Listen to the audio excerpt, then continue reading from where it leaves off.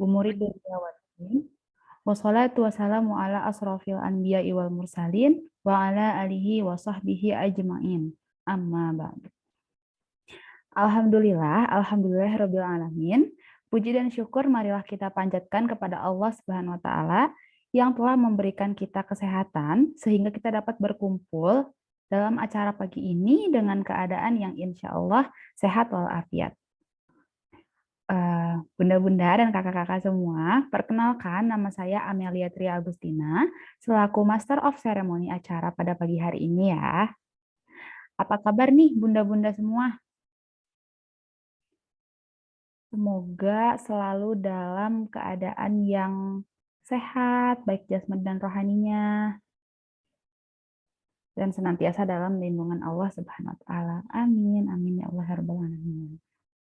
Semoga kakak-kakak semua dan bunda-bunda semua juga semangat ya untuk mengikuti webinar pada pagi hari ini. Oke, sebelum lanjut, aku mau ngenalin dulu sponsor dan media partner yang turut mendukung keberlangsungan acara pada pagi hari ini. Bunda-bunda dan kakak-kakak guru pastinya sudah tidak asing ya dengan yoga. Yaps, belakangan ini yoga lagi banyak digemari nih oleh para remaja, bahkan sampai orang tua juga. Tentunya dengan tujuan agar tubuh lebih sehat dan bugar. Siapa di sini yang nggak mau punya tubuh sehat dan bugar? Pasti semuanya pada mau ya. Nah, kalau masih penasaran dengan yoga, boleh banget nih kepoin Instagram sponsorship kita di @equal_yoga_studio. Terletak di Bandung, studio yoga yang satu ini juga menjadi salah satu tempat yang bisa dikunjungi nih. Kalau misalnya bunda-bunda semuanya masih penasaran sama olahraga yoga. Oke, selain itu, acara webinar parenting ini tentunya tidak akan berjalan dengan lancar tanpa dukungan dari media partner. Dan terima kasih kepada Positif Istri, PR FM News 107,5 FM, K-Light FM 107,1 FM, serta Wonderful Siroh sebagai media partner yang turut mendukung webinar kali ini. Senang sekali bisa bertemu dengan seluruh peserta webinar kali ini, walaupun tidak tatap muka secara langsung gitu ya.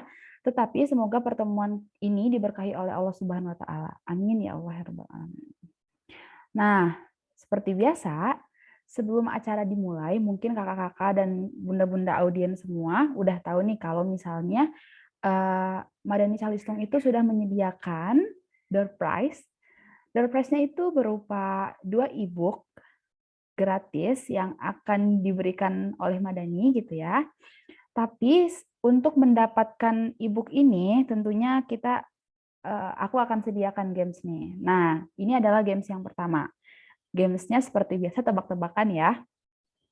Aku akan menyebutkan clue atau ciri-ciri dari seorang sahabat Nabi. Begitu. Jadi ini adalah seorang sahabat Nabi. Siap-siap ya. Mudah-mudahan semuanya sudah siap. Clue yang pertama, beliau adalah salah satu tokoh yang paling dicintai oleh Rasulullah Shallallahu Alaihi Wasallam.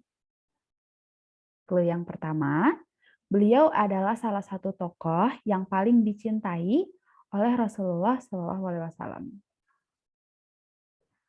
Oke, belum terbayang mungkin ya karena Rasulullah itu penuh cinta dan kasih gitu ya kepada sahabat-sahabatnya, kepada keluarganya juga.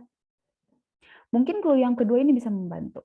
Clue yang kedua, beliaulah yang menemani Nabi Muhammad SAW di gua saat dikejar oleh kaum Quraisy. Beliau yang menemani Nabi Muhammad SAW di gua saat dikejar oleh kaum Quraisy. Wah, makin mengkerucut ya clue-nya. Dan yang ketiga, beliau adalah khalifah pertama yang menggantikan Nabi Muhammad SAW. Khalifah pertama yang menggantikan Nabi Muhammad SAW. Siapakah dia? Untuk kakak-kakak dan bunda-bunda yang sudah tahu jawabannya, boleh raise hand. Oke, ini ada yang duluan di saya itu Bunda Julianisa Safira. Boleh untuk dijawab pertanyaannya? Abu Bakar Ashidik, Kak. Abu Bakar Ashidik, jawabannya adalah benar ya, Kak Julianisa Safira. Selamat untuk hadiahnya, nanti bisa menghubungi panitia. Terima kasih Kak Julianisa. Sama-sama. Oke, alhamdulillah sudah ada yang dapat hadiah. Tapi tenang aja, nanti bakal ada hadiah yang kedua di akhir acara, jadi stay tune terus ya, bunda-bunda dan kakak-kakak. Oke, akhirnya kita sampai pada acara inti, yaitu pembahasan dengan tema bermain bersama anak yang akan dibahas oleh narasumber kita, yaitu Teh Karina Hakman. Teh Karina Hakman, Bkom, M.Bes. Mohon maaf kalau salah penyebutannya, atau lebih dikenal dengan panggilan Teh Karin. Lahir pada tahun 1989, beliau ini merupakan lulusan S1 Bachelor of Commerce University of Auckland di New Zealand dan penerima beasiswa S1 New Zealand Education pada tahun 2009 sampai 2013. Di tahun 2014 sampai 2017, Teh Karin berhasil menamatkan S2 Master of Business di Monash University Melbourne, Australia. Jurusan Managing Human Capital, bidang riset yang digeluti yaitu Work-Life Balance, serta menerima beasiswa S2 LPDP Republik Indonesia. Wah, keren banget nih. Saat ini, Teh Karin merupakan seorang istri dan ibu homeschooler dari 3 anaknya yang berusia 7, 6, dan 3 tahun. Selain itu, beliau juga aktif sebagai penulis. Bunda-bunda dan kakak-kakak guru yang hadir boleh banget nih kunjungin Teh Karin via Instagram di @karinahakman. Wah, Masya Allah. Kelihatannya Teh Karin sudah hadir ya di sini ya. Halo Teh Karin, Assalamualaikum. Teh Karin masih di mute ya suaranya? Ya, waalaikumsalam warahmatullahi wabarakatuh. Alhamdulillah, karena Teh Karin sudah hadir, saya persilahkan kepada Teh Karin ya, mangga. Alhamdulillahirabbil alamin. Terima kasih banyak Mbak Amelia dan juga untuk seluruh panitia penyelenggara yang sudah menyelenggarakan kegiatan ini. Saya izin share screen ya, insya Allah. A'udzubillahi minasyaitonirrajim. Bismillahirrahmanirrahim. Innal hamdalillahi nahmaduhu wa nasta'inuhu wa nastaghfiruh wa na'udzubillahi min syururi anfusina wa min sayyiati a'malina may yahdihillahu fala mudhillalah wa may yudlilhu fala hadiyalah. Asyhadu an la ilaha illallah wahdahu la syarikalah wa asyhadu anna Muhammadan abduhu wa rasuluh la nabiyya ba'dah. Assalamualaikum warahmatullahi wabarakatuh. Alhamdulillah, segala puji bagi Allah Subhanahu wa Ta'ala yang sudah mengizinkan kita berkumpul bersama di pagi hari ini. Dan sebelumnya saya mohon maaf ya kepada para panitia dan teman-teman peserta kalau saya agak terlambat 10 menit ya tadi ya. Karena ada beberapa kejadian tidak terduga insya Allah. Tapi mudah-mudahan tidak mengurangi keberkahan dan kebermanfaatan sesi kegiatan kita di pagi hari ini, terutama karena pembahasan kita termasuk kalau menurut saya ya di zaman sekarang adalah pembahasan yang penting, yaitu bermain dengan anak. Yang mungkin kalau 20 tahun yang lalu orang mungkin nggak tertarik ya, apa sih pentingnya bermain dengan anak, orang semua anak juga main. Tapi kita sekarang ya ketika kalangan orang tua ini didominasi oleh generasi milenial, generasi milenial sekarang berusia 27 tahun ke atas ya. Generasi milenial sekarang sudah banyak berkeluarga, memiliki anak-anak dengan berbagai obsesi, mimpi, ambition gitu ya. Dan tingkat kompetisi yang tinggi. Karena secara majemuk, secara agregat, generasi milenial di Indonesia ini kan tumbuh dengan sistem pendidikan menggunakan ranking, benar nggak? Ya, generasi milenial dulu kita ketika SD, SMP, SMA, semuanya serba kompetisi. Ya, setiap semester kita akan ditanyain siapa yang ranking 1 sampai 10. Setiap kali mau masuk ke SMP atau SMA, dulu sistemnya belum pakai sistem klaster ya. Jadi yang bisa masuk universitas sekolah favorit adalah dengan nilai-nilai tertinggi. Kita adalah generasi yang kemudian diukur kesuksesannya dari hitam di atas putih. dan orang tua kita dulu mungkin belum terlalu mengenal ya apa sih istilah-istilah aspek-aspek kecerdasan anak. Yang dilihat itu kecerdasan anak paling kalau apa? Matematika, biologi, fisika. Kalau anaknya pintar gambar, kira-kira seneng nggak orang tuanya? Belum tentu. Anaknya pintar nendang bola, jago olahraga, anaknya pintar bersosialisasi, seringkali tidak dianggap. Ya, baru kemudian kitalah generasi milenial yang menjadi output dari sistem pendidikan tersebut, sehingga kemudian kita pun ngerasa gimana caranya anak saya bisa seperti itu. Sehingga akhirnya banyak sekali sistem-sistem pendidikan di 10 tahun ke belakang ini yang sangat-sangat mengedepankan ya. Jadi sistem pengajaran dengan metode drilling. Drilling ngerti ya, kebayang ya, drilling itu jadi dikasih latihan, terus worksheet, terus anak diminta untuk duduk dari pagi sampai siang. Bahkan itu bukan hanya mengacu kepada hal-hal pendidikan umum, wawasan umum seperti punten, saya baru nyadar ini ada yang namanya Karina Hakman, ini siapa ya? Bukan saya kan ya? Oh, apakah saya jadi dua akun? Saya baru nyadar. Ya, oke, saya lanjut lagi ya. Jadi bukan hanya di wawasan umum dalam pendidikan matematika atau misalnya sains, bahkan sekarang udah ada coding dan sebagainya saja, bahkan sampai kepada pendidikan Islam. Ya, mulai banyak berkembang rumah-rumah Quran Batita, rumah Quran Balita, which is good eventually. Ya, sebetulnya bagus secara value, secara nilai. Tapi kadang dalam prakteknya, kasihan kita. Ngelihat anak usia 3 tahun, 4 tahun, 5 tahun, 6 tahun, mereka nggak kenal Al-Quran itu apa. Mereka belum kenal siapa itu Allah. Mereka belum kenal kenapa sih saya harus ngafalin Quran. Mereka duduk dari pagi sampai siang, pagi sampai sore bahkan. Mengulang-ulang terus hafalan Al-Quran, sampai di rumah mereka lelah, mereka jenuh, mereka nggak tahu harus ngapain. Ya, begitu mereka besar, usia SD, usia SMP, nggak mau lagi deket-deket sama Al-Quran. Kenapa? Trauma, nggak suka, pokoknya ngelihat Al-Quran aja udah nggak senang. Kejadian nggak? Kejadian, karena saya nerima konsultasinya. Gitu ya, teh gimana nih anak saya begini. Padahal di usia-usia seperti itu ada banyak aspek perkembangan kecerdasan anak yang dibutuhkan. Satu sisi ada yang ekstrim begitu, tapi satu sisi juga ada yang ekstrim, udahlah, anak-anak usia segini nggak usah belajar, main aja terus. Main yang kayak gimana? Ternyata mainnya yang dikasih gadget semua. Ya, main game, nonton, ya. Kan memang masih anak-anak. Apakah itu permainan yang kemudian diharapkan? Itu insya Allah akan kita coba bahas di dalam pertemuan kita sekarang. Pertemuan yang singkat, saya coba pepet-pepetin di dalam waktu kurang lebih 50 menit ke depan ya. Yang pertama adalah urgensi bermain dengan anak di dalam Islam. Oh, ternyata bermain ada ya di dalam Islam. Iya dong, kata siapa nggak ada.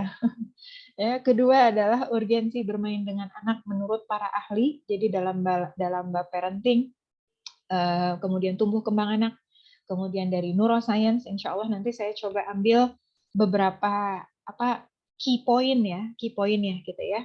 Kemudian yang ketiga, bagaimana mengoptimalkan permainan sebagai bagian dari pengajaran. Kemudian yang keempat, bagaimana penggunaan gadget dalam permainan, karena tadi sempat kita bahas ya, sama nggak sih kalau main sama gadget sama main secara langsung gitu ya. Kemudian yang kelima, bagaimana mengelola waktu dan mengoptimalkan support system untuk membantu pendidikan anak kalau ada waktunya insya Allah nanti. Ya, kita coba lihatlah waktunya gimana. Saya langsung mulai.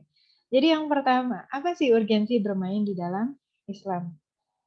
Jadi ya, di dalam Islam Rasulullah Shallallahu Alaihi Wasallam mencontohkan bahwa bermain itu sebagai salah satu langkah bagaimana kita membangun kelekatan hati dan mewujudkan kasih sayang kepada anak-anak kita atau kepada anak-anak di dalam tanggung jawab kita kalau kita sebagai guru atau caretaker.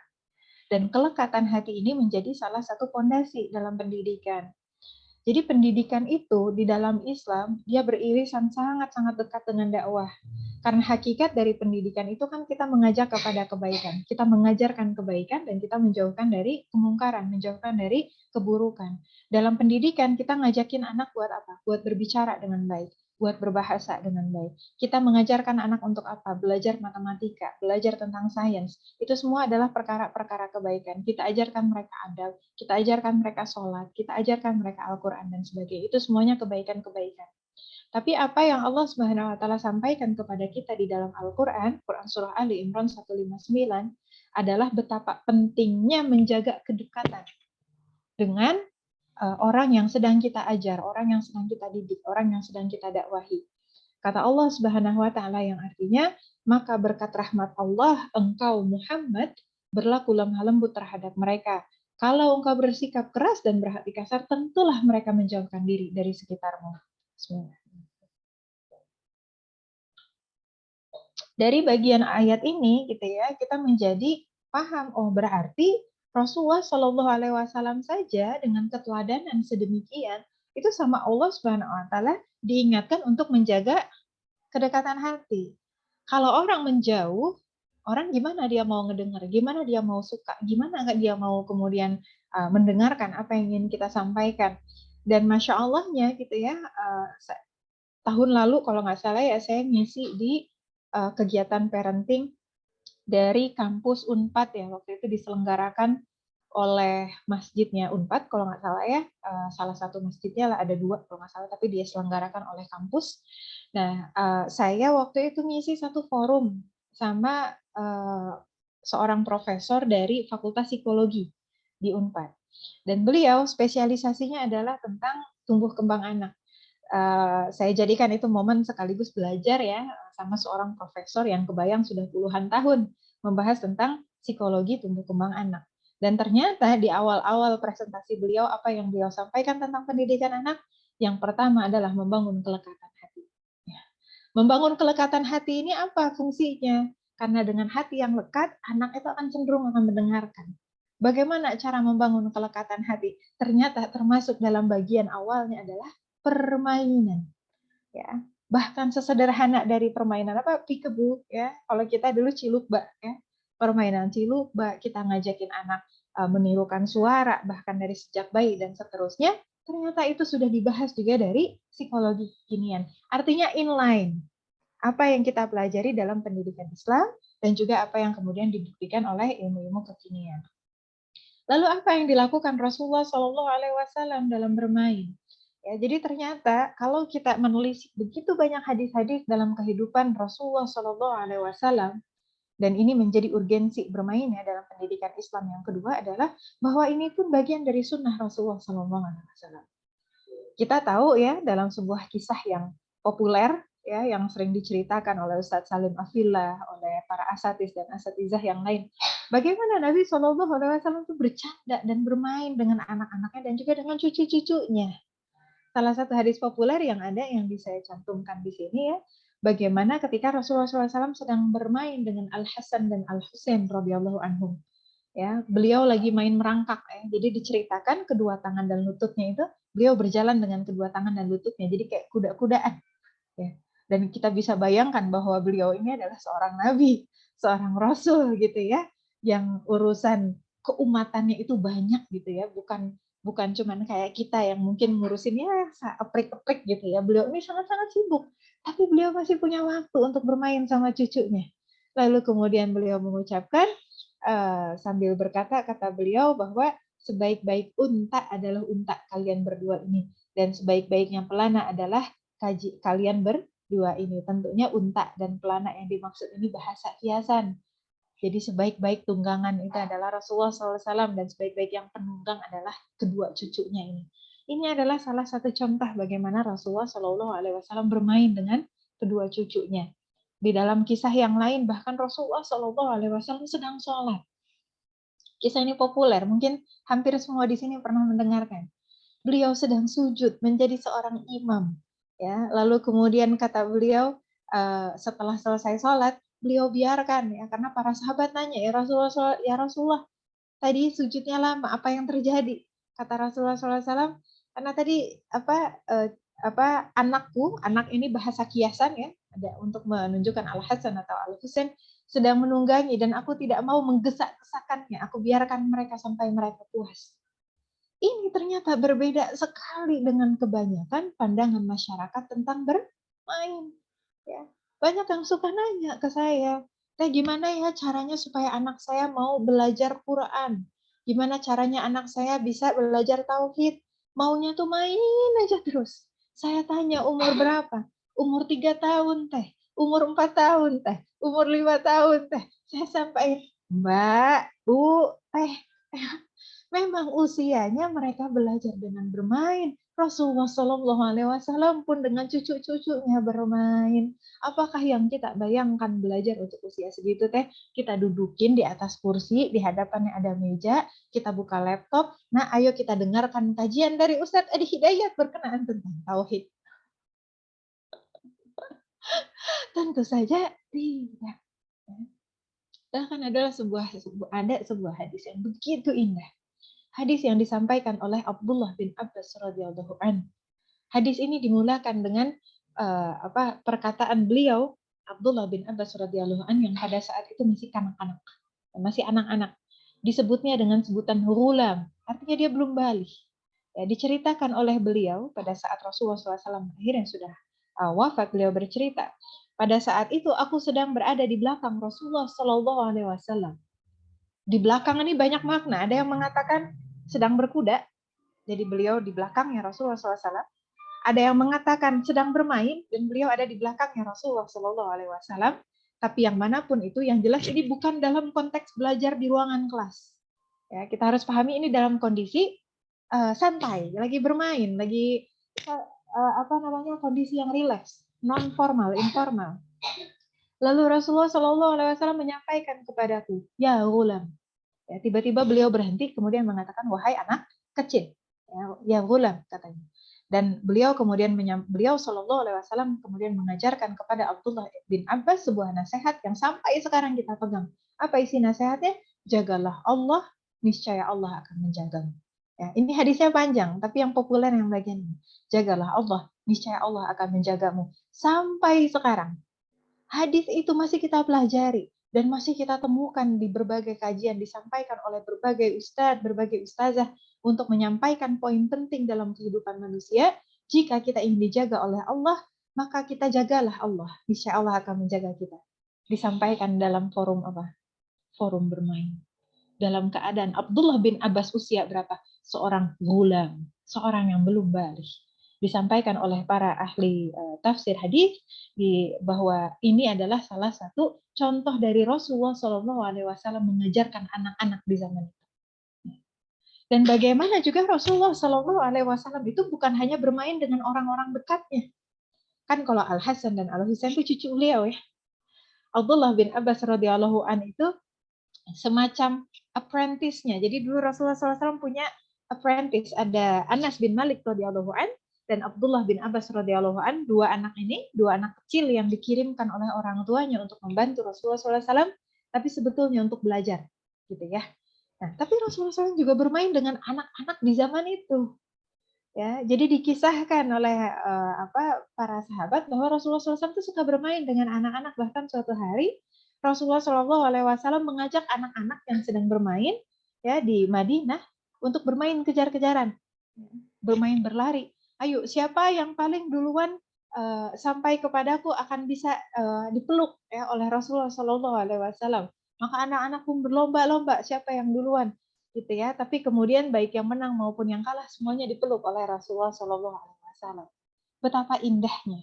Ya, maka kemudian itu menjadi contoh keteladanan yang luar biasa dari Rasulullah SAW bagi kita para orang tua, bagi para ibu, bagi para ayah, dan juga bagi para pendidik, bagi para caretaker. Tadi disampaikan sama Mbak Amel di awal ya, sama Kak Amel, bahwa di sini juga ada para guru. Maka kemudian kita contoh itu sebagai bagian bahwa bermain itu termasuk dari pendidikan di dalam Islam. Lalu kemudian apa sih urgensi bermain untuk para ahli? Yang mungkin ini menjadi salah satu main topik kita ya di hari ini sesuai TOR dari panitia ya yang perlu kita bahas supaya kita kemudian mendapatkan insight. Ini bukan kata saya. Ini dari gabungan para ahli yang kemudian dirangkum oleh Australian Government Department of Education and Training. Ini tahun 2019, masih baru, masih fresh, ya, masih sekitar 3 tahun yang lalu.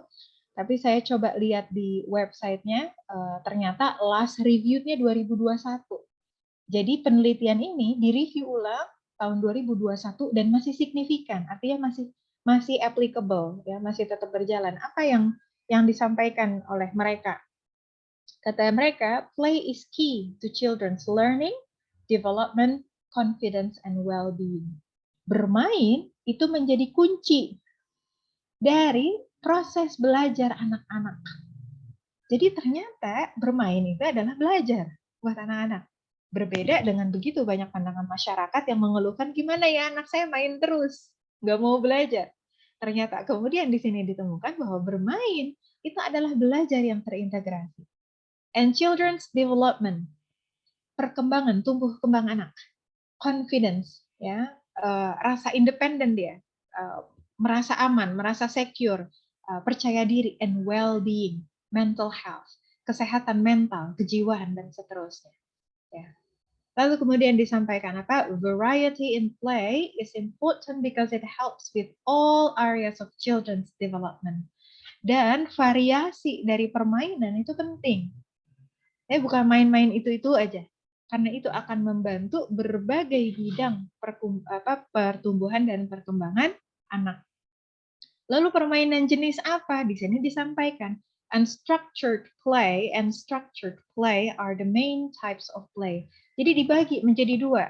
Permainan yang terstruktur dan tidak terstruktur. Dan dua-duanya penting. Jadi bukan berarti kalau kemudian main tuh bebas saja terus gitu ya, anak mau main apa terserah. Oh ternyata nggak gitu juga. Ada bermain yang terstruktur, yang kemudian dibantu, yang kemudian distimulasi oleh caretaker atau oleh orang tua atau kemudian oleh educator atau guru-guru di Indonesia. Ya kalau kita kenal dengan guru. Ada juga permainan yang kemudian kita biarkan mereka bermain untuk mengembangkan kreativitas mereka. Ya, jadi ternyata ada kombinasi dari kedua hal ini. As children grow, the way they play changes. Jadi kemudian sepanjang mereka bertumbuh dan berkembang, nanti juga gaya permainan mereka akan berubah. Dan bukankah sampai kita dewasa, sebetulnya kita bermain. Ya. Para pedagang bermain dengan apa? Mereka bermain di dunia bisnis ya. Wah, kalau ini gimana? Kalau harga produk begini, saya gimana? Bermain. Para politician, are they playing game? They do, they are. Ya, mereka bermain dalam games apa? Dunia perpolitikan.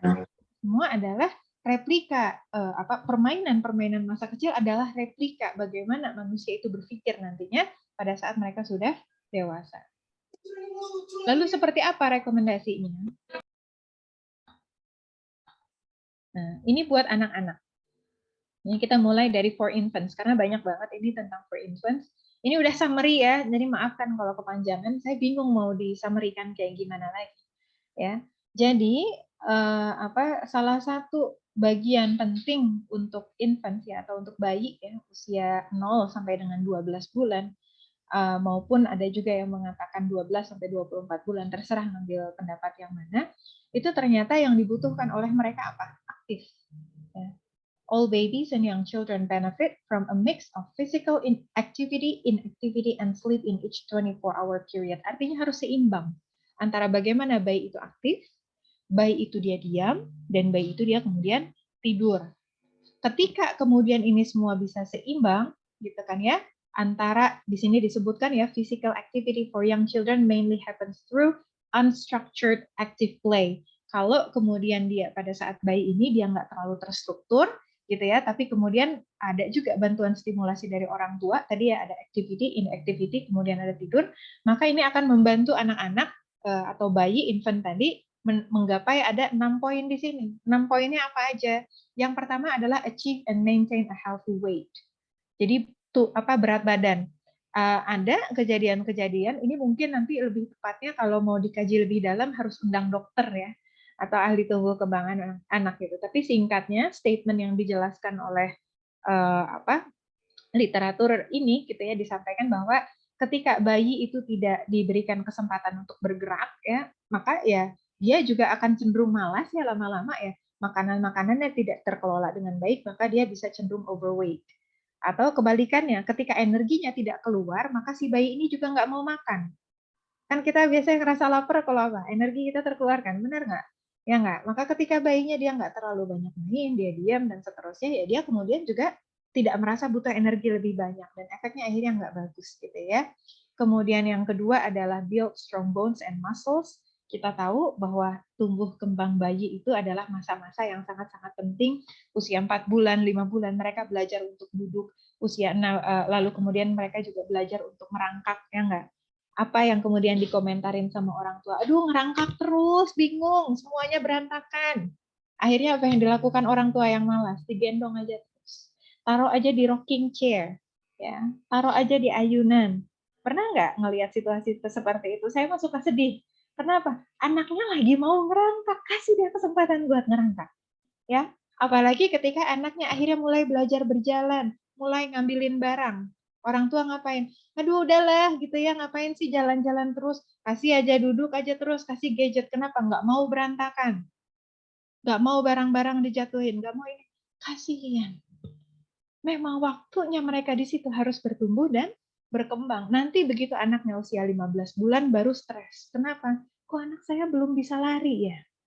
Anak tetangga udah bisa lari. Kok anak saya mau ini ya, belum bisa ngomong. Gimana dia mau ngomong? Dia dikasihnya gadget terus. Gitu ya. Karena orang tuanya nggak mau capek. Nanti giliran anak yang usia 12 tahun, 13 tahun, kenapa ya anak saya pemalas? Dari dulu disuruhnya duduk. Ya. Padahal ini berkaitan dengan tadi ya, strong bones and muscle. Kemudian yang ketiga, improve balance, movement, and coordination skills. Ini udah jelas ya, ini membantu anak-anak mengembangkan kemampuan berkoordinasi mereka, bergerak, balance ya. Saya nggak detailkan ya. Kemudian yang keempat, promote mental, emotional, and social well-being. Ini nanti lebih detail, saya akan bahas juga terkait poin-poin selanjutnya ya. Tapi bagaimana ketika anak-anak itu dia bisa bergerak, berinteraksi, itu ternyata berpengaruh bagi perkembangan mental mereka, emosi, ya, dan kejiwaan mereka. Kemudian yang kelima, promote better learning and thinking. Jangan kita sangka bahwa ketika anak-anak itu bergerak, mereka tuh cuma ngasal aja, enggak. They observe. Ya, mereka melihat skill yang indera-indera yang awal-awal berkembang pada bayi itu indera apa? Indera penglihatan, indera pendengaran, indera perasa. Makanya banyak banget yang permainan-permainan selalu bilang apa? Sensory play. That's how they learn. Mereka belajar dari menyentuh. Kenapa bayi-bayi atau infant lah ya, kalau bayi takutnya ngebayanginnya usia 4 bulan, 6 bulan. Infant lah ya. Infant suka banget sih megang barang, apa yang dipegang sama orang tuanya mau diambil. Orang tuanya pegang Quran mau diambil. Orang tuanya pegang ini mau diambil. Begitu makan. Ya, usia 6 bulan, 7 bulan, 8 bulan, apa yang biasanya disampaikan? Anakku mau ngambil terus sendok.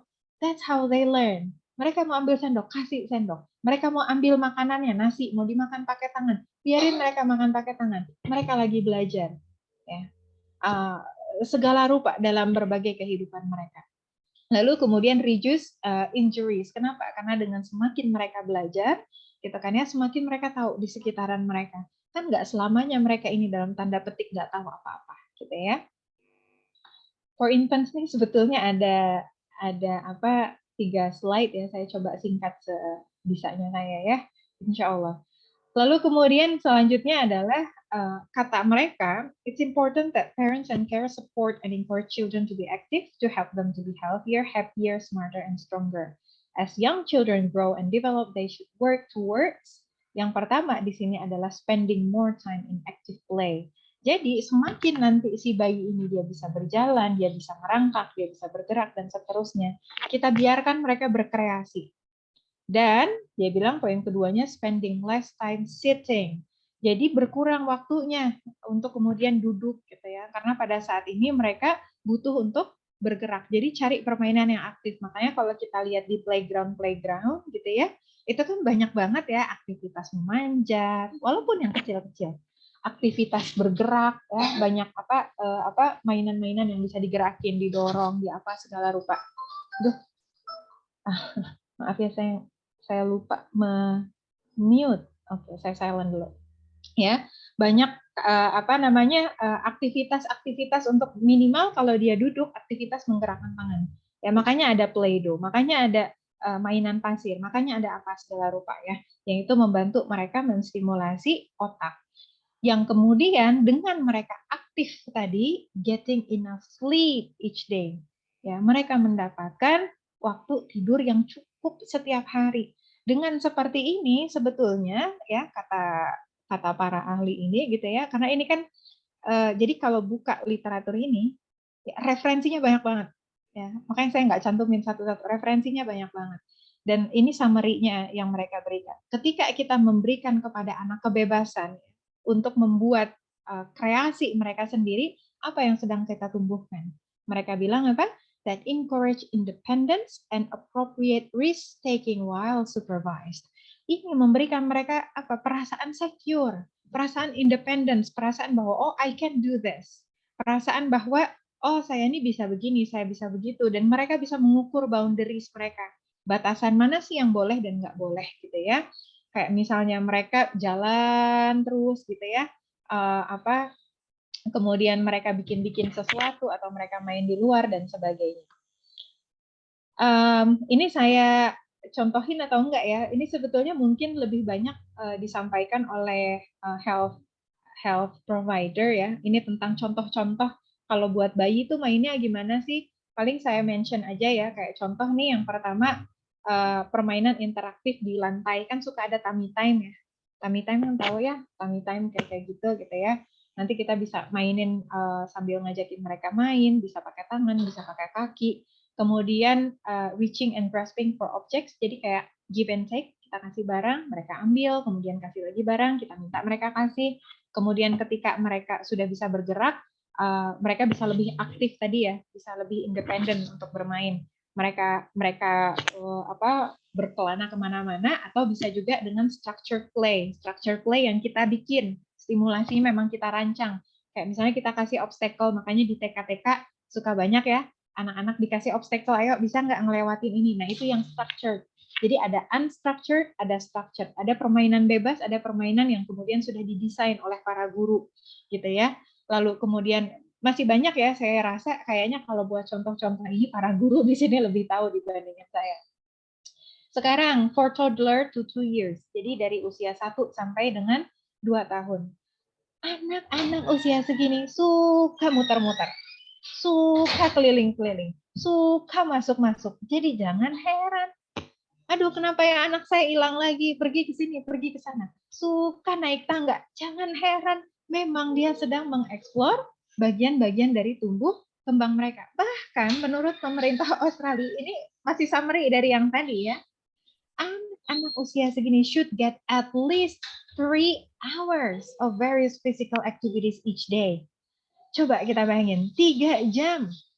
Mereka harus punya minimal loh 3 jam, bukan maksimal. Jadi, kalau kemudian kita di sebagian sekolah, mungkin bukan di Madani Calistung ya, karena Madani Calistung yang mempromosikan bermain, jadi saya yakin bukan di sini kasusnya. Di sebagian sekolah-sekolah ketika anak dia dipaksa duduk dari pagi sampai siang, kemudian pulang-pulang anaknya jadi wild maksudnya jadi sana kemari, boleh jadi ini jawabannya. Karena di usia seperti ini memang anak-anak sedang butuh untuk bergerak. Jadi kita para orang tua, caretaker, guru, ya kita mikir gimana caranya supaya kebutuhan mereka bergerak sepanjang 3 jam ini minimal ini terpenuhi. Kemudian yang ketiga ya running. Ini masa-masanya mereka sedang mengoptimalkan, dan kita tahu dari para dokter ya bahwa ini kan growth spurt ya mereka ya, masa-masa di mana mereka tiba-tiba pertumbuhannya itu cepat banget. Baju aja ganti terus, kaos kaki tiba-tiba kekecilan lagi, sepatu baru juga berapa bulan yang lalu beli udah kekecilan lagi. Dan ini masa-masanya kita mengembangkan fisik mereka dengan cara apa? Running, berlari, twirling, jumping, dancing, skipping, gitu ya. Dan aktivitas-aktivitas ini bukan dia dikumpulin dalam satu waktu. Dia bilang they should take place through the day, not all at once. Jadi bukan kemudian dikumpulin, oke, kita jadwal olahraga, semua dikumpulin jadi satu. Ya anaknya kecapean, ya. Tapi mereka butuh variasi tadi. Mereka bermain aktif gitu ya, kemudian mungkin bermain yang santai, low vibe gitu ya. Mungkin mereka baca buku, mungkin mereka main sama gurunya atau apa. Lalu nanti mereka main lagi, aktif lagi, dan seterusnya. Jadi divariasikan. For preschooler, ini yang ketiga, usia 3 sampai dengan 5 tahun. Ini sama ya, bahwa setiap hari they should be active for at least 3 hours each day, and this should include 1 hour of energetic play. Ya, jadi dari 3 jam tadi harus ada 1 jam yang betul-betul mereka itu bisa energetic kayak tadi ya, saya nggak usah jelasin, ada running, kicking, dancing, skipping, dan itu semuanya tadi divariasikan. Nah, tinggal pertanyaannya, terus kalau bermain terus kapan belajarnya? Nah, kita bagaimana mengoptimalkan permainan sebagai bagian dari pengajaran? Di sini saya tuliskan ada beberapa summary. Yang pertama adalah cognitive development. Dan saya ngerasa bahagia ya sekarang di Indonesia kayaknya banyak banget ya mainan-mainan yang edukatif ya, yang kemudian dia membantu perkembangan kognitif. Perkembangan kognitif ini mencakup apa aja sih? Ada critical thinking di sana, ada problem solving di sana. Matematika itu problem solving bukan? Itu problem solving. Ya, kemudian critical thinking ya, bagaimana menganalisa. Science itu critical thinking. Tapi kan tentunya sains usia 3 sampai 5 tahun akan beda dengan sains usia 12 tahun sampai 13 tahun. Jadi jangan kita samakan. Maka dalam proses bermain disitulah anak-anak belajar. Kenapa kemudian ada mainan menuangkan air? Kenapa kemudian ada mainan pasir? Itu mereka sebetulnya lagi belajar sains loh. Ya, kayak misalnya saya nemenin anak-anak lagi main air. Saya bilang, Yusuf, Mariam nyadar nggak? Ini air tuh bentuknya nggak berubah. Nah, maksudnya air itu dia cair, dia akan berubah dengan, maksudnya si airnya sendiri dia nggak berubah, tapi begitu dia pindah wadah, dia akan ngikutin wadahnya. Maka ini disebut dengan zat cair. Jadi tanpa dia harus duduk mendengarkan gurunya, ada 3 jenis benda, gas, padat, dan cair. Anak-anak udah belajar, itu sains bukan sains. Mereka belajar lewat apa? Permainan. Ya. Kita lagi main boneka. Ada 3 anak. Ya udah tolong bawain 3 boneka ya. 1 buat Koko, 1 buat Cici, 1 buat Adik. Itu bermain bukan? Bermain. Tapi apa yang sedang kita kembangkan? Kita sedang mengajarkan dia bagian penting dari matematika. Ya. Tentang dari konkret kan, sebelum mereka nanti belajar tentang angka, sebelum mereka belajar tentang 1, 2, 3 dan seterusnya, mereka tahu konkretnya itu apa gitu ya. Kita lagi mau berbagi makanan, kita lagi mau naik tangga, yuk kita naik tangga. Sering kan kita sama orang tua naik tangga, sambil naik tangga kita sambil ngitung, yuk kita naik tangga ya, 1, 2, 3, 4, 5. Oh, kok anak saya kayak gituin nggak ngerti ya, cuma 1 kali. Kan dalam berbagai variasi kehidupan kita gitu ya. Ya, dalam variasi kehidupan kita, 1 kali dia nggak ngerti, 2 kali dia nggak ngerti. Tapi kemudian ketika ini dimasukkan dalam berbagai aktivitas, akhirnya anak-anak semakin paham. Kita belajar tentang siang dan malam, itu sains bukan? Itu sains. Kita bilang sama anak-anak, wah udah mau maghrib, matahari sebentar lagi terbenam. Waktu main kita selesai ya, kita pulang ke rumah. 1 kali anak-anak nggak ngerti. 2 kali, 3 kali, hampir setiap hari kayak gitu. Akhirnya anak-anak tahu, oh menjelang malam matahari terbenam. Baru itu dia tahu. Nanti usia 5 tahun, 6 tahun dia baca buku. Kenapa matahari terbenam? Oh bukan mataharinya yang terbenam, buminya yang muter. Ya. Jadi itu semua adalah perkembangan kognitif. Dia sedang berpikir secara kritis. Dia ngelihat hujan turun, dia ngelihat segala rupa. Itu kan kognitif development. Belum lagi kemudian ketika kita berbicara yang structured, yang tadi kan unstructured, jadi tidak diatur. Yang structured play, sekarang banyak banget mainan-mainan yang kemudian terstruktur, yang anak-anak bisa belajar di sana. Senang banget saya, gitu ya, dengan berbagai hal tadi. Dan saya rasa untuk structured play, para guru di sini lebih tahu ya, para caretaker di sini. Kemudian yang kedua adalah communication and social skills. I love this part. Saya senang banget. Banyak banget orang tua yang kemudian kan ini ya pengen anaknya cepet ngomong.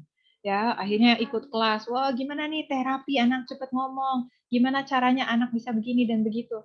Tahukah bahwa ternyata perkembangan kognitif anak di dalam otak ini dari neurologis, seorang profesor. Nanti ada saya quote nama dokternya, Susan atau siapa gitu ya.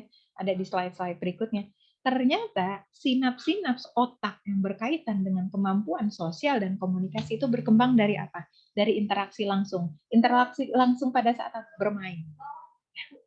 Jadi bermain itu ternyata ladang kita, modal kita untuk membangun komunikasi. Baik itu bermain yang role play yang biasanya suka dikaitkan dengan komunikasi, maupun sebetulnya bermain apapun loh. Ya, lagi main Play-Doh kan, kita Play-Doh tuh kadang diam, ya, kadang kita ngajakin mereka ngomong. Pada saat anak-anak lagi main bola, kadang bermain diam, kadang mereka ngomong. Communication is not only about verbal. Bukan hanya tentang verbal, tapi juga non-verbal. Maka anak-anak belajar komunikasi. Oh, kita sebagai orang tua juga menghargai ya. Pada saat mereka mau diam, jangan diajakin ngomong terus. Ya, ada saatnya anak tuh lagi konsentrasi penuh, dia nggak mau diajakin ngomong, biarin aja. Nanti pada saat mereka membutuhkan bantuan, kita ngomong, ya kita ajakin anak-anak ngomong. Dan sangat baiknya pada saat mereka bermain, kalau kita mengajarkan mereka komunikasi, mereka berkomunikasi by konteks. Ini komunikasi bukan sesuatu yang cuman belajar kayak di buku ya. Kan ada tuh buku percakapan ya. Ada orang tua mau nanya, gimana ya ngajarin anak-anak bahasa Inggris ya supaya mereka bisa conversation-nya lancar. Buku apa yang direkomendasikan? Saya kasih rekomendasi bukunya, tapi saya sampaikan ini akan lebih optimal atau akan optimal kalau kemudian dipraktekkan dalam real konteks kehidupan sehari-hari. Ya, kayak kita conversation. Emangnya harus didesain terus? Yuk bikin replika. Hi, my name is Karina. What is your name? Kan nggak gitu ya. Tapi anak-anak belajar real dalam kehidupan nyata. Oh, kalau ketemu teman gimana? Kita ajarin dia. Apa yuk temunya? Assalamualaikum, nama saya ini. Mereka belajar, mereka latihan langsung dalam kehidupan nyata. Maka juga mereka juga belajar bersosialisasi. Gimana sih belajar sharing? Kalau ada temennya mau main gimana? How should I react? Do I give the toy or not? How do I maintain my posture? Dan sebagainya. Hal-hal tersebut itu didapetinnya dari buku atau dalam kehidupan nyata. Dan kalau mereka nggak berinteraksi, ya mereka nggak latihan. Ini kemudian berlanjut kepada emotional development. Bagaimana dalam permainan kita belajar tentang emosi. Role play itu yang suka digadang-gadang ya untuk mengajarkan tentang emosi ya, bagaimana mengajarkan emosi sedih, marah, senang, bahagia, dan seterusnya dari role play ya, dari kisah-kisah. Itu satu hal, nggak perlu saya bahas secara detail juga. Tapi kemudian dalam kehidupan permainan anak, baik itu di sekolah maupun di rumah, anak-anak juga sebetulnya belajar kehidupan nyata untuk mempraktekkan apa yang tadi mereka pelajari. Kalau kita sedih, kita boleh nggak sedih? Ya, kita boleh sedih. Orang tua memvalidasi kesedihan anak. Misalnya ya, anaknya misalnya mainannya rusak gitu. Namanya anak-anak main kadang-kadang rusak. Terus dia nangis. Orang tuanya kemudian mengatakan memvalidasi kesedihannya. Oh, kakak sedih ya karena mainannya rusak. Ya, kita validasi terus. Nah, kita validasi dulu, baru kemudian kita ajarkan. Kalau kakak sedih, kakak bisa begini, untuk membantu supaya dia bisa coping dengan kesedihan dia. Itu berarti latihannya dari mana? Dari permainan, dari rutinitas sehari-hari. Karena emosi itu kan bukan diredam ya. Nih, kadang-kadang orang tua suka miskonsepsi. Anak-anak nggak boleh sedih, nggak boleh nangis, nggak boleh marah. Kayak yang dia nggak pernah marah, ya. Padahal orang tuanya sendiri juga sedih, orang tuanya sendiri juga marah, dan seterusnya. Bisa kita bayangkan gitu ya, tapi yang kita ajarkan kepada anak bagaimana coping with the emotion ya, bagaimana dia bisa cope dengan itu. Yang keempat adalah pendidikan tauhid. Saya pernah dapat pertanyaan menarik banget ya. Bismillahirrahmanirrahim. Apa ya, bisa nggak cari tolong berikan rekomendasi permainan anak yang tidak melanggar syariat. Saya mikir bukan pertanyaannya, tolong rekomendasikan permainan anak yang syar'i gitu. Saya teh mikir, emang permainan yang nggak syar'i itu yang kayak gimana gitu kan? Yang pakai daging babi gitu, atau pakai homer gitu, atau apa gitu kan ya? Terus saya pikir maksudnya apa ya? Ternyata dia bilang maksudnya iya yang mendukung penanaman tauhid, keimanan dan seterusnya. Saya bilang untuk anak-anak, apalagi anak-anak usia dini, pendidikan tauhid, akhlak Rasulullah SAW dan Al-Quran itu kan banyak sekali melalui contoh. Ya, banyak sekali melalui contoh. Dan contoh itu diaplikasikannya dalam apa? Dalam permainan dan dalam kehidupan sehari-hari. Ya, contoh kalau mengambil role play tadi misalnya ya, kita lagi main boneka. Kita mau mendidik anak-anak kita tentang keberadaan Allah. Terus kita ceritain aja bahwa boneka ini lagi sholat. Dia sholat kenapa? Ya karena dia yang menciptakan adalah Allah. Kita masuk lewat kisah. Ya, atau misalnya dari kejadian-kejadian kayak tadi misalnya contoh ada mainan yang rusak, kita sampaikan ke anak kita, dia usianya 4 tahun, 5 tahun, ya masih belajar, tapi kita kenalkan konsep takdir sama anak. Ya, kita sampaikan, nak, tahu nggak kata Rasulullah SAW, setiap barang itu bahkan ada ajalnya. Dan yang menentukan ajal itu adalah Allah Subhanahu wa taala. Kita semua ini diciptakan sama Allah Subhanahu wa taala. Satu kali dia bengong, 2 kali, 3 kali, 7 kali, 10 kali. Dia akhirnya berpikir, oh semuanya ini dibikin sama Allah. Allahnya mana? Ya, terus dia nanya, maka itu akan menjadi awal dari sebuah diskusi dalam bab-bab tauhid. Maka question and answer itu akan menjadi bagian dari pendidikan tauhid. Karena kita mau tahu kan anak kita ini paham sampai mana. Mereka ketika kita buka ruang-ruang diskusi tadi, maka anak-anak kita akan bertanya. Itu dalam konteks apa? Konteks informal. Ya. Apakah kemudian semuanya unstructured seperti itu? Bisa kok structured play. Storytelling itu structured play bukan? Structured play, ya, yang kemudian diatur oleh para guru, ya. Atau kemudian membaca buku itu structured bukan? Itu structured, ya. Atau misalnya mengerjakan permainan, kan nggak semua worksheet itu kemudian membosankan ya. Banyak banget sekarang worksheet itu yang dikembangkan dengan sedemikian rupa anak-anak having fun. Termasuk anak-anak saya gitu ya, dari kecil tuh senang banget ngerjain worksheet, soalnya isinya permainan semua worksheetnya ya, ngerjain ini apa segala rupa, banyak permainan bisa dimasukkan ke sana. Termasuk juga pendidikan akhlak Rasulullah SAW dan Al-Quran, mungkin udah kebayang ya. Nah, salah satu hal juga berkaitan dengan Al-Quran, karena Al-Quran adalah sesuatu yang didengar. Maka dalam proses pendidikan anak tadi, dalam bermain tadi, bisa aja kalau anak lagi tenang, kemudian kita sambil membacakan surah-surah pendek, kita perkenalkan aja dulu, sehingga kemudian mereka terbiasa dengan lantunan ayat suci Al-Quran, yang nanti lama-lama ya mereka juga akan jadi kebiasaan. Nah, sekarang penggunaan gadget dalam permainan. Waktu saya udah mau habis nih, masih banyak nih. Saya mau mengambil quote dari Profesor Susan dari UCLA Health. Beliau seorang ahli di neuroscience ya. Jadi ahli syaraf dalam perkembangan anak. UCLA ini University of California, Los Angeles. Kata beliau, the effect of playing and interaction from real life is different with stimulation with gadget or screen interaction.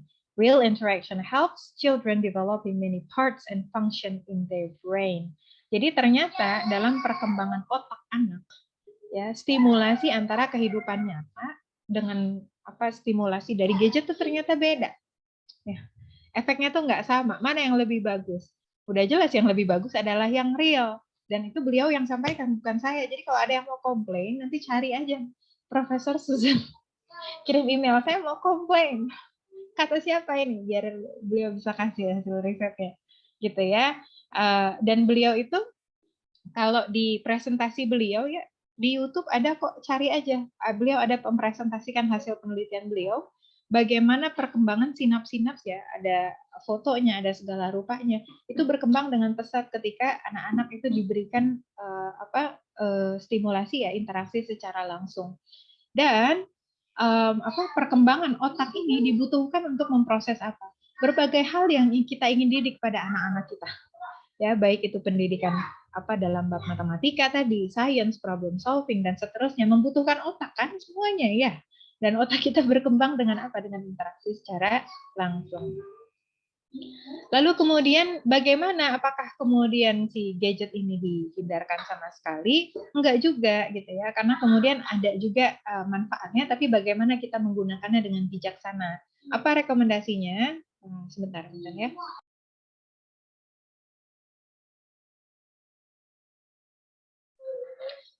Jadi kalau ini saya ambil beberapa pendapat karena ada yang beda ya, beririsan ya. Ini kalau dari WHO tahun 2020.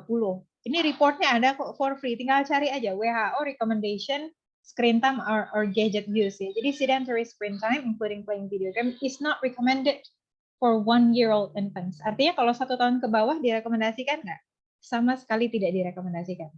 And should be limited to no more than 1 hour per day for children 2 to 4 years old.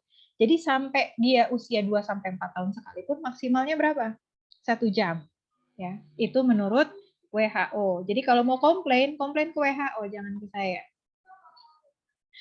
Yang termasuk screen time apa aja? Di sini saya nggak tuliskan ya, tapi ada di laporannya, reportnya. Panjang itu reportnya, cari aja. Termasuk di situ handphone, iPad atau apapun itu, TV, YouTube, video games, whatever it is. Ya.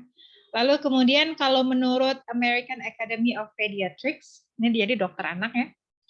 The American Academy of Pediatrics discourages media use except for video chatting by children younger than 18 to 24 months. Ini lebih strict lagi, 2 tahun ke bawah, nggak boleh sama sekali. Ya, kecuali cuman video call. Karena kalau video call sekarang nelpon, ya, oh ini nenek di sini, oma, opa, boleh, nggak apa-apa. Tapi yang selain itu, strictly no use any kind of media.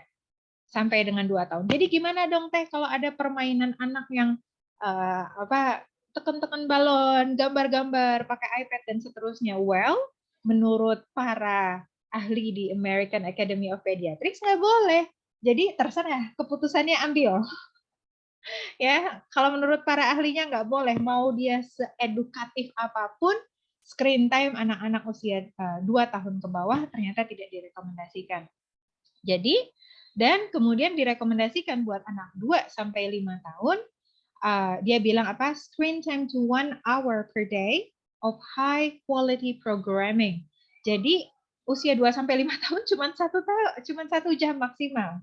Ya, dan itu pun 1 jam yang high quality program. Jadi programnya memang didesain dan itu memang edukatif. Bukan yang kemudian kita ngasal buka YouTube, sekarang banyak banget tuh YouTube yang pokoknya 3 jam nursery rhyme. Ya, apa gitu. Itu kan bukan high quality. Cari yang high quality, cari yang interaktif. Orang tua terlibat dalam penggunaan gadget atau screen time. Saya juga sering menyampaikan kan tentang YouTube misalnya. Apakah anak-anak saya kenal YouTube? Tahu, tapi dulu YouTube itu awal-awal kami gunakan untuk apa? Untuk murotal. Dan dia bukan yang kartun, bukan yang apa gitu ya. Jadi ada Yusuf Maryam berebutan nih usia berapa 3-4 tahun mau YouTube gitu ya. Tapi rebutannya apa? Rebutan surah. Surah Ar-Rahman dulu, enggak Al-Waqiah dulu, enggak Ar-Rahman dulu gitu ya. Sehingga hal-hal seperti ini tidak menimbulkan adiksi atau inilah ya side effect yang negatif. Itu tadi dari AAP ya. Oh ya, AAP sekedar info itu milik pemerintah ya. Jadi itu bukan lembaga kayak asal orang bikin, enggak, itu dari pemerintahnya. Saya ngambil yang jelas-jelas aja, dari WHO, itu dari internasional, dari AAP, tadi itu dari pemerintah Amerika. Nah, sekarang yang dari pemerintah Australia. Di Australia, current recommendation is for no more than 2 hours screen time per day for children, with screen time not recommended for children under 2 years. Jadi di bawah 2 tahun sama, jadi nggak ada perbedaan pendapat ya, 2 tahun ke bawah tuh nggak ada screen time sama sekali. Bedanya kalau di Australia, dia nggak lebih dari 2 jam, jadi lebih longgar dibandingin US tadi. 2 jam boleh, tapi 2 jam ini saya potong ya karena panjang banget isinya. 2 jam ini bukan sekali duduk 2 jam. Tapi dipotong-potong gitu ya. Misalnya 20 menit dulu, 30 menit dulu. Dan itu adalah high quality program. Bukan sesuatu yang ibunya misalnya mau nonton drama Korea, anaknya dikasih aja gadget supaya anaknya ini duduk. Bukan yang gitu. Tapi dia memang yang by design. Memang ada tujuannya. Kenapa saya ngasih ini dan seterusnya gitu ya. Kemudian batas 2 jam per hari ini, kata mereka, it's not routinely exposed. Jadi bukan sesuatu yang dijadikan program rutin setiap hari. Jadi misalnya gitu ya, mentang-mentang batas maksimal 2 jam. Ya, oke, kita jadwalin ya, setiap hari ada screen time jam sekian. Bukan gitu tujuannya. Gitu ya. Dia bukan sesuatu yang rutin, tetapi dia yang dimunculkan memang ketika dibutuhkan. Misalnya kayak contoh tuh kayak di Australia ya, anak-anak kindergarten, kadang-kadang mereka ada sesi screen time bersama. Kenapa? Untuk mempelajari sesuatu dengan video gitu ya. Atau misalnya ada simulasi tertentu dengan video, yang kemudian itu bukan sesuatu yang daily schedule, harus nih screen time gitu dan seterusnya, tapi sesuatu yang memang ada programnya. Nah, terus saya lanjutkan ya. Aduh, waktunya udah habis, saya minta sedikit aja ekstra waktu. Ini tadi salah saya ya, saya terlambat. Apa efeknya kalau kemudian ada excessive screen time? Ini saya bikin summary ya. Yang pertama physical health, tadi udah, weight gain and sleep deprivation. Kenapa sleep deprivation? Jadi gangguan tidur. Ketika anak-anak, ya, ada 2 penyebabnya. Yang pertama adalah ketika anak-anak dia kurang bergerak, terlalu banyak screen time, maka energinya tadi nggak keluar. Akhirnya pada saat jam tidur mereka datang, mereka masih terlalu banyak energi. untuk dikeluarkan. Orang tuanya nyuruh tidur, mereka nggak mau. Itu satu. Sama yang kedua, ini kaitannya dengan sinar dari screen. Sinar dari screen itu dia mirip sama sinar matahari yang dia kemudian bisa membangunkan hormon supaya tubuh kita ini kayak bangun, sehingga kadang-kadang buat anak-anak yang otaknya masih berkembang, mereka nggak bisa ngebedain si hormon di dalam otaknya ini mana yang betulan sinar di pagi hari supaya mereka aktif, mana yang sinar dari screen. Makanya kan kemudian rekomendasi dari para ahli kesehatan, walaupun tadi screen time dibatasin ya, tidak memberikan screen time 2 jam sebelum tidur. Ada yang lebih strict lagi 3 jam sebelum tidur. Nah, masalahnya kadang-kadang anak-anak pulang sekolah, orang tuanya pulang kerja capek, justru screen time dikasihnya kapan? Malam. Akhirnya anaknya sampai jam 10 belum mau tidur, sampai jam setengah 11 nggak mau tidur, terus curhat lah kan ke saya, teh gimana anak saya nggak mau tidur. Terus mereka ngapain kalau nggak mau tidur? Mereka nonton, ya pantas mereka nggak mau tidur.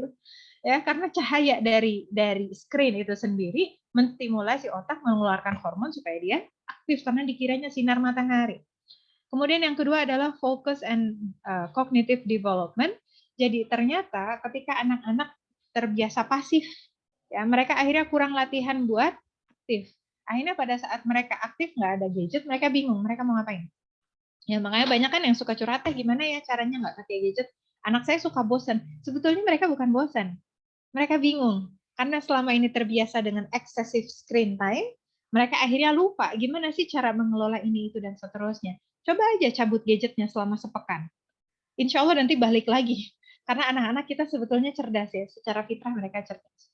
Kemudian yang ketiga adalah interpersonal development, yaitu dalam bab komunikasi dan emotional development. Kayaknya ini tadi udah banyak ya terbahas ya dari pembahasan para ahli berkaitan dengan perkembangan otak dan juga bagaimana efek dari interaksi secara langsung dengan emosi. Jadi ketika ada excessive screen time, anak-anak pun berkurang gitu ya kesempatan dia untuk mengembangkan kecerdasan komunikasi dan emosi. Lalu yang terakhir, nah ini kan yang suka ditanyain, gimana sih cara mengelola waktu dan mengoptimalkan support system untuk membantu pendidikan anak. Jadi yang pertama mengelola waktu. Sebetulnya anak-anak dari mereka usia bayi, mereka tuh nggak 24 jam kok sama kita. Oke lah, 6 bulan pertama anak tuh banyak banget nempel sama ibunya ya. Kenapa? Karena mereka butuh makan. Ya, dan perutnya masih kecil. Mereka nggak bisa kebutuhan satu hari ditumpuk dalam 3 waktu sehingga orang tua masih harus bangun. Tapi begitu mereka semakin besar ya usia 6 bulan, 1 tahun, 2 tahun, mereka sebetulnya udah semakin banyak kok independen. Nah maka sebetulnya waktu pembagian waktu untuk anak itu nggak ribet gitu. Tinggal bagaimana kita mengondisikan dan memfasilitasi ruang yang ramah anak. Jadi sebetulnya menurut saya masalahnya itu bukan di waktunya, tapi bagaimana membuat ruang yang memfasilitasi ramah anak. Contoh gini, banyak yang bilang, aduh teh gimana ya anak saya supaya dia bisa terpenuhi kebutuhannya, tapi saya harus masak, saya harus nyuci, saya harus ini, itu buat ibu rumah tangga, atau kalau ibu yang bekerja misalnya ya, gimana anak saya. Nah yang pertama, coba dilihat dulu ruang lingkup anaknya. Yang biasanya ditakutin sama orang tua, kalau dia lagi masak atau apa, misalnya anaknya kena meja, anaknya jatuh, anaknya mecahin ini, mecahin itu. Nah itu kan sebetulnya bisa dikondisikan. Mejanya kepinggirin, beli itu tuh yang child safety yang buat pojok-pojok meja itu kan sekarang banyak tuh ya, yang dia supaya ujung-ujung yang runcing itu dia ada kayak pembatasnya begitu. Kalau punya tangga, beli pagernya ya, investasi sedikit gitu. Kalau rumahnya ada tangga berarti harus punya dana untuk bikin si pagernya itu ya. Kemudian ada ruangan yang memang kemudian dikhususkan anak-anak bisa di sana, mainannya dia taruh di situ. Kalaupun mau berantakan di sana. Banyak yang suka nanya, teteh gimana kalau beres-beres? Saya bilang di rumah saya karena anak-anak masih kecil nggak banyak barang, nggak banyak perkakas, ngeberesinnya juga nggak banyak. Jadi pada saat orang tua sedang beraktivitas, anak-anak main mandiri. Saya suka ditanyain, teteh berapa lama ngajarin anak-anak? Sebetulnya daily yang saya intensif sama anak-anak paling cuma 2-3 jam sehari. Sisanya anak-anak belajar mandiri. Ketika anak-anak diberikan waktu tadi ya buat active play, independent play, dan proactive play, kan ada 3 tadi ya. Aktif berarti mereka main secara aktif, independent mereka main mandiri, bukan dengan bantuan guru atau caretaker. 3 proaktif, mereka main karena proaktivitas kreativitas sendiri, bukan yang structured. Nah, maka kemudian kreativitas mereka akan berkembang, independence mereka juga akan berkembang. Tapi tadi tetap ada structure-nya, tetap ada stimulasi. Kalau saya di rumah tadi 2-3 jam itu sesi barengan sama saya. Sisanya yang lain. Itu cukup nggak? Ya, alhamdulillah sampai saat ini kami selalu ahead dari kurikulum nasional. Artinya bisa kok mengejar itu semua. Karena pada saat anak-anak bisa mengembangkan kemampuan belajarnya sendiri, nanti sesi-sesi latihan, ibaratnya kalau matematika itu kan ada latihannya ya, itu mereka kerjain sendiri. Ya, bahasa Indonesia, sesi menulis, mereka kerjain sendiri. Sehingga fungsi fasilitator tadi hanya mengajarkan latihan apa segala rupa, eksplorasi mereka bisa sendiri. Tapi bukan berarti semuanya harus kita sendiri kok. Kita bisa dengan support system. Alhamdulillah sekarang support system di mana-mana banyak. Apalagi pasca pandemi ya, ada berkembang, ada kakak pendamping, ada suster-suster yang bisa mengasuh gitu ya. Kemudian juga tentunya support system yang banyak di Indonesia dijadikan support system utama yaitu sekolah. Apakah kemudian kita boleh menitipkan anak-anak kita kepada orang lain sebagai support system kita? Tentu saja boleh. Dari zaman Rasulullah SAW sudah biasa seperti itu. Ya, para sahabiah mau ngapain dititipin dulu ke tetangganya, ya, atau para sahabiah mau ngapain titipkan dulu ke suaminya. Jadi sebetulnya sudah biasa. Tinggal bagaimana kita mengoptimalkan support system yang ada buat berkolaborasi sama-sama mencapai tujuan dari pendidikan anak. Satu hal yang harus kita yakini, keberadaan support system itu nggak serta-merta ada. Itu pasti sudah menjadi bagian dari takdir Allah Subhanahu wa Ta'ala. Maka tugas kita mengoptimalkan support system yang Allah berikan untuk mengoptimalkan pendidikan anak-anak kita. Nanti kekurangan-kekurangan itu kita jadikan bagian dari doa dan perbaikan bersama. Banyak-banyak syukur, banyak-banyak bersabar. Jangan saling blaming. Biasanya yang suka masuk konsultasi ke saya tuh blaming aja terus, nyalahin terus. Suami saya soalnya gini. Sekolahnya anak saya begini-begini. Gurunya anak saya begini-begini. Cari kebaikannya. Kita kolaborasikan. Suami bisanya apa? Mertua bisanya apa? Orang tua bisanya apa? Guru bisanya apa? Yang disediakan sekolah apa? Yang kurang apa? Ayo kita coba cari yang terbaik. Tentunya terakhir adalah bagaimana kita berdoa dan tawakal kepada Allah Subhanahu wa Ta'ala supaya kemudian Allah Subhanahu wa Ta'ala bisa memberikan yang terbaik bagi keluarga kita. Allahu a'lam bishawab. Mungkin itu ya yang saya sampaikan. Mohon maaf kalau ngomongnya terburu-buru, ngejar waktu supaya semua poinnya minimal bisa tersampaikan gitu ya. Mudah-mudahan ada yang bermanfaat dari yang disampaikan tadi. Untuk salah dan kurangnya saya mohon maaf banyak-banyak. Wassalamualaikum warahmatullahi wabarakatuh. Waalaikumsalam warahmatullahi Waalaikumsalam wabarakatuh. warahmatullahi wabarakatuh. Terima kasih banyak Teh Karin. Wah, keren banget materinya. Walaupun buru-buru tetap jelas Teh Karin.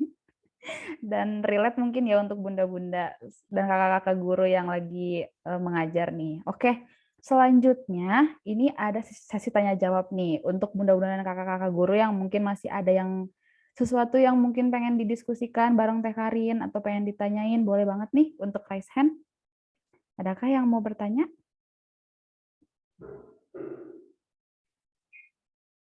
Karena mumpung-mumpung Teh Karin ada di sini nih, bisa nanya langsung. Oke. Cukup ya, berarti menandakan materinya itu bisa dipahami dengan baik insya Allah. Dan mudah-mudahan, kalau misalnya begitu, mudah-mudahan ilmu yang tadi Teh Karin sampaikan kepada kita, sesi sharingnya juga, semoga bisa diaplikasikan dalam kehidupan kita sebagai guru dan sebagai orang tua juga ya, mungkin nanti. Mudah-mudahan menjadi berkah juga untuk Teh Karin. Amin ya Allah ya Rabbal Alamin. Oke, sesuai janji aku tadi, masih ada satu hadiah nih yang siap diberikan kepada satu bunda atau satu kakak guru yang beruntung. Tapi kali ini gamesnya aku mau ngetes nih. Tadi kan udah mendengar sesi sharing dari Teh Karin, kemudian pertanyaannya atau gamesnya ini adalah siapa bunda-bunda atau partisipan semua di sini yang berani untuk sharing pengalamannya atau rencananya ke depan gitu ya tentang bermain bersama anak ini. Ya, jadi siapa yang berani untuk sharing dan mungkin mengutarakan gitu rencana ke depannya, kira-kira mau bermain apa bersama anak, bagaimana cara bermainnya gitu setelah mendengarkan sharing dari Teh Karin. Seperti itu. Adakah bunda-bunda atau kakak-kakak yang bersedia untuk sharing? Ada satu hadiah yang menunggu.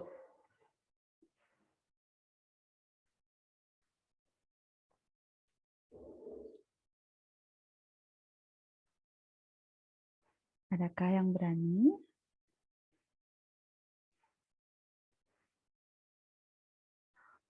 Oh, boleh Teh Karin. Ya. Izin pamit semuanya ya. Ya, Assalamualaikum warahmatullahi wabarakatuh. Semoga lancar berkah program-program di Madani Calistungnya. amin, amin ya Allah. Kasih Teh Karin. Sama-sama. Oke, bagaimana nih? Berarti kalau begitu, hangus ya hadiahnya? Tidak ada yang mau menjawab? Oke, kalau misalnya begitu, alhamdulillah sharing hari ini sudah selesai. Dan pemenang hari ini yaitu Teh Teh Teh Julianti ya tadi kalau tidak salah. Nanti bisa menghubungi panitia untuk hadiahnya. Alhamdulillah sesi webinar parenting kali ini sudah selesai dan mohon maaf dari saya apabila ada kekurangan, semoga bermanfaat gitu ya. Sebelum saya tutup, mungkin tadi ada kesimpulan mengenai webinar, yaitu ternyata bermain itu memiliki urgensi. Yang pertama, karena Allah sudah meminta kita, gitu ya, untuk melekatkan diri pada siapapun yang kita didik atau kita dakwahi. Dan yang kedua, itu ternyata merupakan sunnah dari Rasulullah SAW, di mana Rasulullah juga sangat menyukai bermain bersama anak gitu. Dan bahkan dari para ahli pun bermain ini merupakan salah satu kunci untuk menstimulasi mereka dari hal-hal yang bisa mereka pelajari gitu. Jadi dalam pengajaran juga baik di rumah maupun bersama kakak-kakak guru gitu ya, bisa disiasati dengan permainan agar anak bisa terstimulasi dengan baik. Seperti itu. Alhamdulillahirabbil alamin. Saya ucapkan terima kasih kepada Teh Karin sebagai narasumber, Panitia Madani sebagai penyelenggara, dan bunda-bunda dan kakak-kakak semua audiens yang sudah hadir pada pagi hari ini. Jangan lupa untuk mengisi absensi, dan tak lupa saya ucapkan terima kasih kepada Equal Yoga Studio sebagai sponsorship, Positif Istri, PRFM News 107,5 FM, K-Light FM 107,1 FM, serta Wonderful Siroh sebagai media partner yang turut membantu suksesnya webinar pada pagi hari ini. Alhamdulillahirrahmanirrahim. Ibu Hajah pergi mengaji, pulang-pulang bawa bingkisan. Saya akhiri acara hari ini. Terima kasih, semoga acaranya berkesan. Saya Amelia Tri Agustina sebagai MC pamit undur diri. Wassalamualaikum warahmatullahi wabarakatuh. Jangan lupa mengisi absensi ya, kakak-kakak semua. Absensinya ada di chat guru. Terima kasih. Assalamualaikum.